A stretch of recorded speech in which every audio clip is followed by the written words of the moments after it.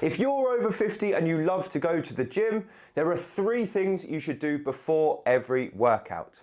In today's video, I'm going to show you what those 3 things are so you can use them to avoid injury. If you don't know who I am, my name is Will Harlow and I'm the Over-Fifties specialist physio here at HT Physio in Farnham. And today we're going to be talking about 3 things that you should do before every workout so that you don't suffer an unnecessary injury.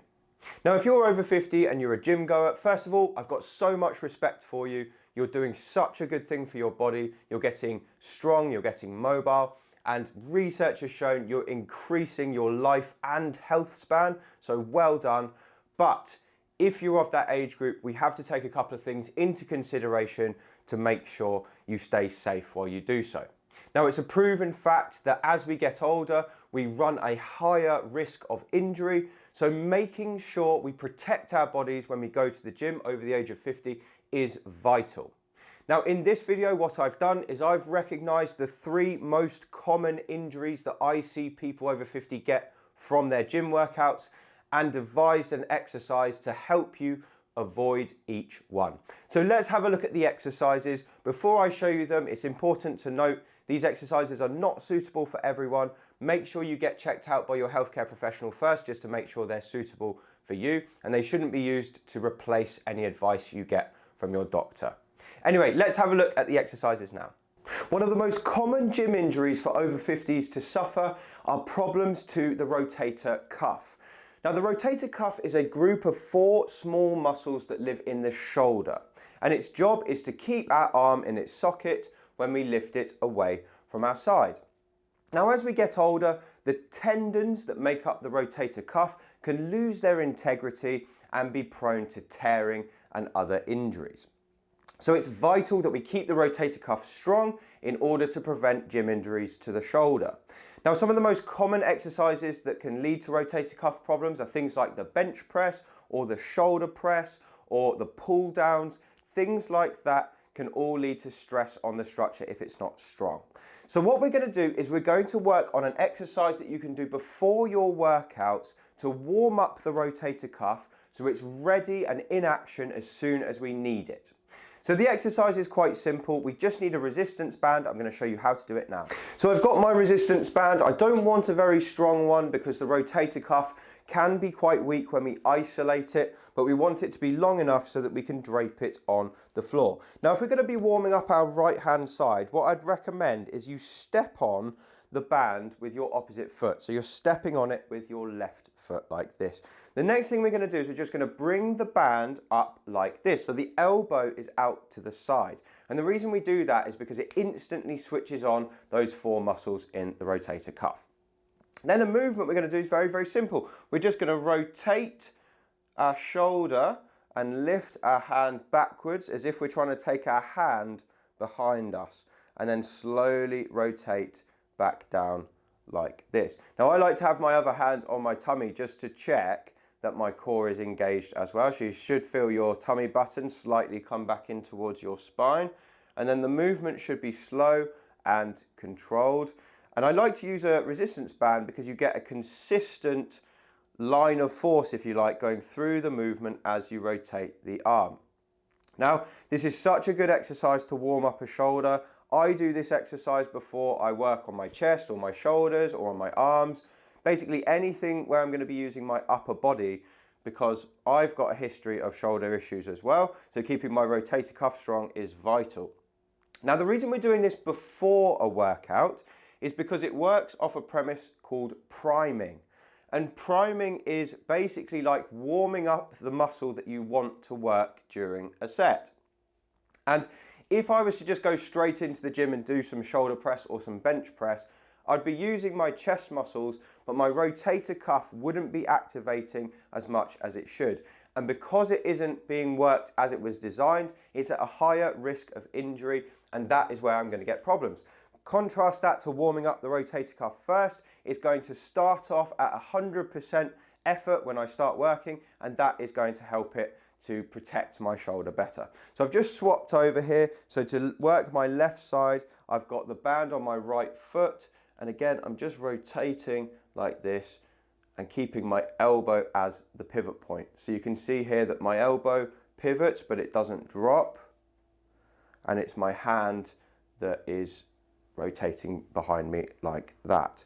Now what I'd recommend you do, rather than counting repetitions, is just do enough until you start to feel a bit of a working ache around the shoulder. Do it once on each side, that's all you need to do, and that will reduce the likelihood of shoulder injuries during your workouts. The second thing that people over 50 should do before their gym workouts is to improve their ankle range of motion. Now, many of the workouts we do that involve squatting or lunging or running even will involve a lot of what we call ankle dorsiflexion, which is where we bring our toes up towards us. And the truth is that if we don't have this ankle dorsiflexion, we can't squat down very far because we can't get our knees over our toes, we can't lunge properly, and we can't run or even walk properly either. But many people are walking around with very little ankle movement, and that means that they're putting stress on not just the ankle, but on the knee, on the hip, and even higher up the chain into the lower back as well.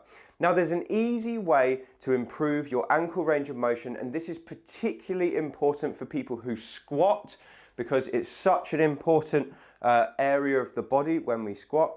And I recommend doing this before every leg workout. So I'm going to show you an exercise that helps you improve your ankle mobility. To make this work, you need a chair or a bench.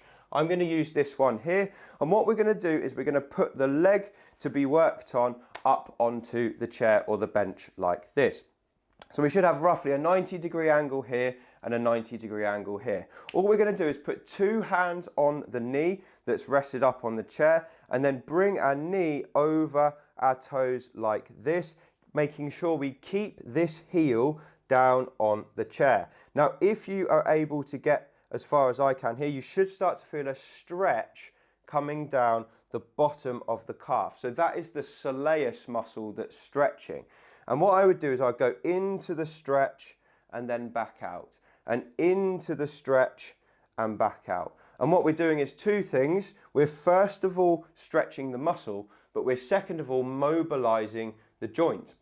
Now, if you are using a chair, what you can do is you can grab the back of it and just use that to help you increase that stretch right at the end of the range. But what we're trying to do here is not be rough, but we are being firm with how far we're going, which is why I've got my hand on top of my leg. So we really want to feel a bit of tension in the muscle and maybe just a little bit of a stretch in the joint as well. Now, if you can do 30 of these in a row, if you measured the angle of your ankle dorsiflexors before and after, I can almost guarantee it would have increased by the end of the set. So I'll show you on this side. Again, we have the leg to be worked up like this. We put our hand on the knee, and then we're just going to go forward into that movement and back. And I like to do this before any leg workouts, so squats or lunges or leg press or anything like that where my ankle is going to be important. I like to warm up this movement, and because I've had a previous injury on my left ankle, I can tell a big difference between right and left. So I'd recommend doing 30 repetitions on each leg before your leg workout and see if that improves your ability to squat and avoid injuries to the knees and the hips.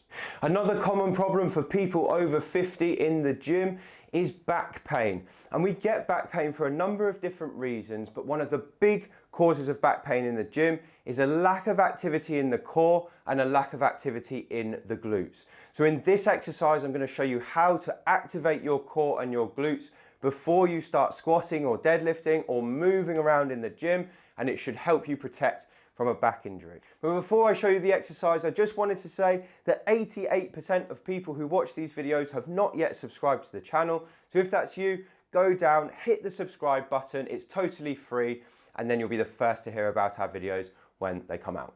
Let's have a look at the exercise that's going to protect your back and other areas of your body as well. We call this the hip abduction inside lying, and I'm going to show you a few different variations. So the exercise is quite simple. You're going to get a yoga mat and put this out before you start your workout, lying on your side like this, and you want your body to be in a nice straight line. Now I like to do this exercise slightly rolled forward, so I'd roll my body forward a bit further than feels natural, and that's why we've got the hand here just to take the weight of the body. The exercise is quite simple. We're just going to pull our tummy in towards us, okay, the tummy button, which is what activates the core, and then we're going to take our top leg up and behind us at the same time.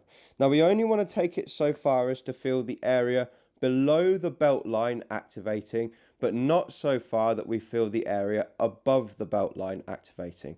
So just this area here. So we're going up and back. You should feel your bottom squeeze, your glutes, and then you're going to bring it back down. Now when I'm warming up for a workout, what I would like to do is try and do this exercise with about 2 seconds up, 2 seconds down, that kind of tempo, just to get the muscle warm. And by the end of the set, what we should feel is a bit of a working ache on this glute on the top.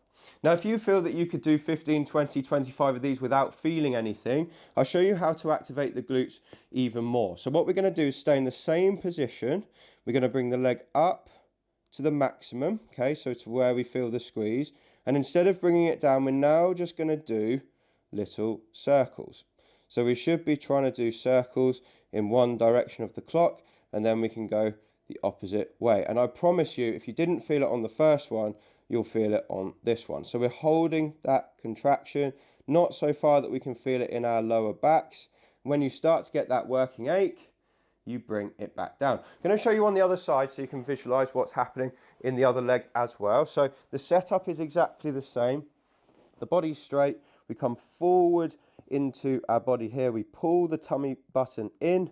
Hand is where we're weight bearing through, and we bring the leg up and back like that. Okay, so we're leading with that heel.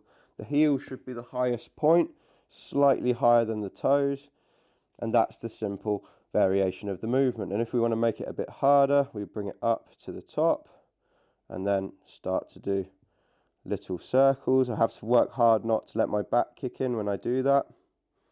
Little circles like that, and then we can go the opposite way and go anti-clockwise. And I'd recommend just doing enough so that you feel that working ache in your glutes. Do it both sides, and then when you squat, when you do leg press, when you lunge, your back is going to be so much better protected by those glutes, which have a tendency to be lazy if we don't do anything like this. So those are the 3 exercises that you can use before every workout to avoid a huge number of the common gym injuries for over 50s. I hope you found that video useful. If you have, just drop a comment below and let me know your thoughts. And if you want to get more from me, you can grab a copy of my book on Amazon. It's called Thriving Beyond 50, and you can find it using the link below this video. Anyway, thank you so much for watching. I appreciate your time, and I'll speak to you on the next video.